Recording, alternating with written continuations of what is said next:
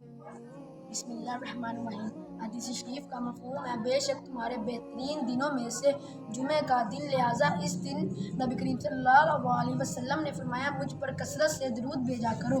نبی کریم صلی اللہ علیہ وسلم نے اس حدیث مبارکہ میں واضح کر فرمایا کہ تمہارا درود مجھ پر پیش کیا جاتا ہے، اس لیے جمعے کے دن درود کی خاص اہمیت ہے۔ بسم اللہ الرحمن الرحیم۔ حدیث شریف کا مفہوم ہے جو شخص جمعہ کے دن صورت پاک پڑھے اس کے لیے دو جمعہ کے درمیان نور روشن کر دیا جاتا ہے۔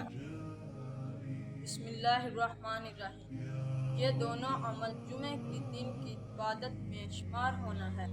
درود شریف پڑھنا نبی کریم خاتم النبیین صلی اللہ علیہ وآلہ وسلم سے محبت اور قربت کا ذریعہ ہے، جبکہ قرآن متحف کی تلاوت فتنہ خصوصاً فتنہ دجال سے حفاظت اور روحانی نور کا سبب ہے۔